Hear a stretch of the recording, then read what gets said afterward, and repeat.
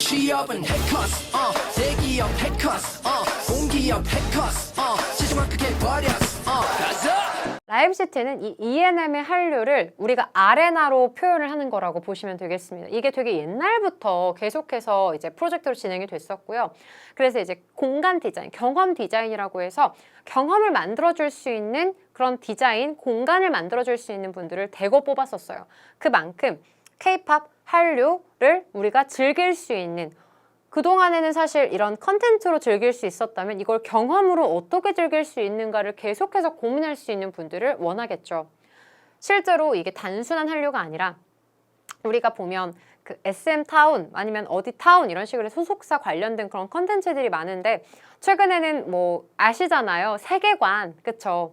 메타버스 여러 가지 채널들이 있기 때문에 이러한 부분들을 다 반영해서 직접 경험이라는 부분들은 이런 컨텐츠보다 기대감이 더 클 수밖에 없어요. 내가 시간과 공간을 좀 더 들여서, 돈까지 들여서 가는 거기 때문에 여기에 있어서 온라인보다 어떻게 더 차별화되는, 극대화된 즐거움을 만들 수 있을지에 대한 고민들이 필요한 거죠. 그래서 오프라인을 실제로 우리가 경험할 수 있는 오프라인 문화를 만드는 그런 작업이라고 해도 과언은 아닙니다.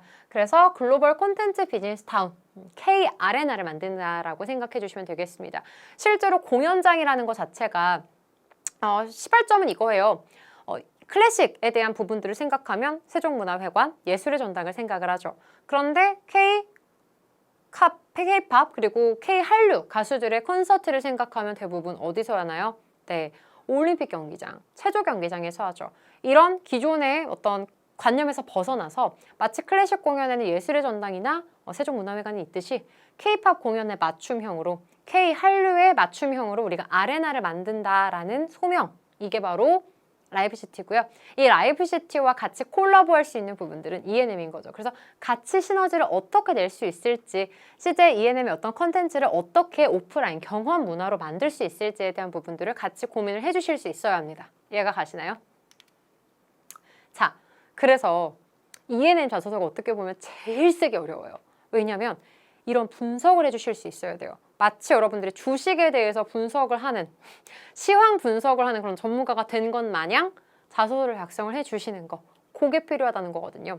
그러려면 일단 내가 생각했을 때 될 것 같은 컨텐츠 혹은 CJ ENM이 가져가야 하는 방향성을 제시를 하게 된다면 그렇게 생각하는 배경, 그리고 구체적으로 어떻게 방향을 만들어 갈지, 그리고 여기에 있어서 어떤 식으로 우리가 기대 효과를 만들어 갈 수 있을지, 그런 한계점은 무엇인지, 하지만 그럼에도 불구하고 우리가 왜 이 컨텐츠를 만들어 가야 할지, 혹은 이 방향성을 만들어 가야 할지, 요 구성을 미리 만들어 주시는 거, 그게 바로 자소서를 작성을 하시고 면접을 보시는 데 있어서 필수적인 단계인 거죠.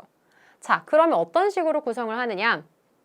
먼저 내가 생각할 때 나는 이러한 컨텐츠가 굉장히 좋다라고 생각하고 이러한 A라는 컨텐츠로 우리 ENM이 가져가야 한다, 방향성을 가져가야 한다라는 걸 주장을 해본다고 합시다. 그러면 기본적인 제안 배경과 이슈에 대해서 이야기를 할 땐 여러 가지 나만의 인사이트와 산업에 대한 관심도를 드러낼 수 있어야 해요. 그래서 다만 K 컨텐츠나 한류뿐만이 아니라 OTT에 대한 부분들, 그리고 전 세계적인 콘텐츠 소비, 그리고 타겟에 대한 이해, 그리고 미디어 트렌드까지, 그래서 채널별로, 그리고 트렌드별로, 타겟별로 다 이해를 하고 계셔야 돼요. 그래서 최근에 이러한 콘텐츠들이 이런 식으로 잘 뜨고 있고, 글로벌 콘텐츠에 비교했을 때 이런 부분들이 이렇게 좋아 보이고, 내가 주목하는 콘텐츠는 다 그래서 이러하다라고 하면서 정량적 수치라던가 고유 명사 같은 것들 활용을 해주시면 좋겠죠.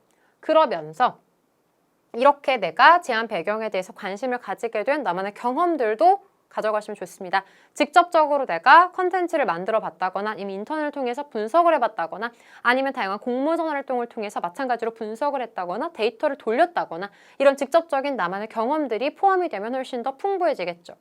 이러한 제안 배경을 바탕으로 어떻게 내가 세부적으로 아이디어를 제시를 하는지에 대한 부분, 아이디어 제시 부분인데 여기에서는 타겟 설정이 정말 중요합니다. 어떤 타겟을 그래서 바탕으로, 그래야지 실제로 세부 사항이 조금 더 공신력이 생기거든요. 왜냐면 불특정 다수를 위한 그 세부 내용, 아이디어는 의미가 없죠. 그래서 나는 이러한 트렌드를 반영해서 특히 이러한 타겟을 설정을 했고 그 이유는 이 타겟이 가장 이쪽 분야에 있어서는 떠오르기 때문이다. 그리고 이 타겟의 특성을 고려했을 때 이런 부분들이 있기 때문에 이런 식으로 전략을 펼치고 그리고 이런 식으로 이런 프로그램을 구성을 해보는 것이 필요할 것 같다라고 해서 구체적으로 정리를 해주시는 게 좋겠습니다. 그래서 만약에 온라인 컨텐츠를 만들게 된다면 어떻게 할 건지, 그리고 어떤 사람들을 섭외를 할 건지, 그리고 어떤 식으로 홍보를 펼칠 건지에 대한 부분들까지 같이 연결을 해주시는 거예요. 제안서, 기획서를 만드는 거나 다름없다고 생각해 주시면 되겠죠. 그리고 이를 통해서 얻을 수 있는 기대 효과. 해당 아이디어를 통해서 얻을 수 있는 효과는 실제로 경제적으로 우리가 매출 향상에 있어서 이미지적인 부분에 있어서 그리고 고객 증진에 있어서까지 여러 가지로 일단 기대 효과를 나열을 해주시는 거죠. 실제로 우리가 제안서나 기획서는 결과적으로 이만큼의 어떤 혜택이 있다, 이득이 있다라는 게 보장이 된다라는 가정하에 이런 주장을 하는 거기 때문에 기본적인 기대 효과 중요합니다. 그리고 단기적, 중기적, 장기적 기대 효과로도 좀 나눠주시면 좋을 게 실제로 한계점에 있어서는 단기적으로 봤을 때는 조금 불안정하기는 하거든요. 그래서 실제로 한계점 기준으로는 단기적 효과 기준으로는 실제로 비용이나 효과가 이럴 수도 있겠지만 이후 미디어 산업 혹은 컨텐츠 산업 흐름의 패러다임과 이런 파급 효과를 예측했을 때 이게 되게 의미가 있다라는 게 결론이 되는 겁니다. 결론적으로는 여러분들이 기획안을 하나 제시를 해주셔야 돼요. 그 기획안을 쓰시고 난 다음에 3번 항목을 작성을 해주시는 게 가장 좋겠죠.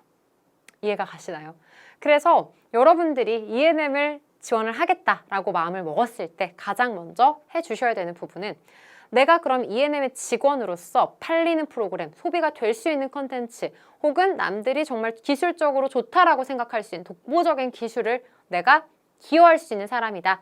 한마디로 내가 뭔가 한 방을 가지고 있는 사람이다라는 게 어느 정도 세팅이 되셔야 이러한 인사이트를 자소서에 그대로 반영을 하실 수 있는 거겠죠. 그리고 이런 걸 찾기 위해서는 단순히 내가 좋아하는 K-팝을 찾고 내가 좋아하는 컨텐츠를 찾는 게 아니라 이 컨텐츠가 얼마나 사람들에게 잘 소비가 될 수 있는지 단순히 내가 좋아하는 게 아니라 이건 잘 팔리는 컨텐츠이고 굉장히 차별화된 컨텐츠라는 걸 뭔가 명확하게 분석적으로 제시를 해주실 수 있을 정도의 인사이트 그리고 여러 가지 고증들이 필요한 거겠죠.